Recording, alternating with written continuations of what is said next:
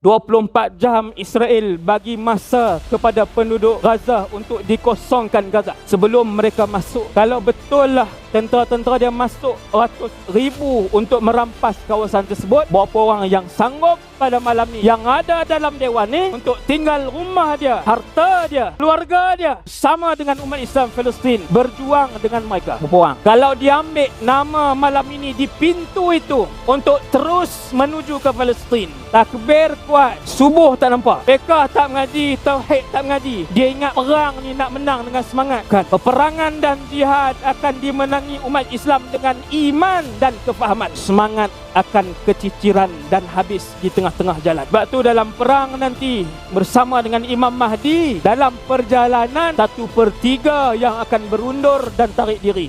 Kita berdoa kepada Allah Subhanahu Wa Taala pada malam ni, wahai Allah, seperti mana Kau hantar para malaikat untuk memenangkan perang Badar, Kau hantarkan jugalah ya Allah tentera-tenteramu di kalangan para malaikat untuk membantu saudara-saudara kami di Palestin. Wahai Allah, kami bertawassul dengan Nabi sallallahu alaihi wasallam. Wahai Allah, di kalangan kami pasti ada yang tidak ditolakkan doanya kerana kecintaan kamu kepadanya. Ya Allah, turunkan bantuan kamu kepada ahli Palestin, tentera Palestin, seperti mana Kau turunkan bantuan malaikat kepada tentera Badar. Kami mohon kepadamu ya Allah, ayyidhum bijunudin min indik. Kau turunkan bantuan ketenteraan kepada penduduk Palestin, wahai Allah, daripada langit, daripada sisi kami. Walhamdulillahi rabbil alamin. Semoga Allah Taala memakbulkan doa kita, insya-Allah.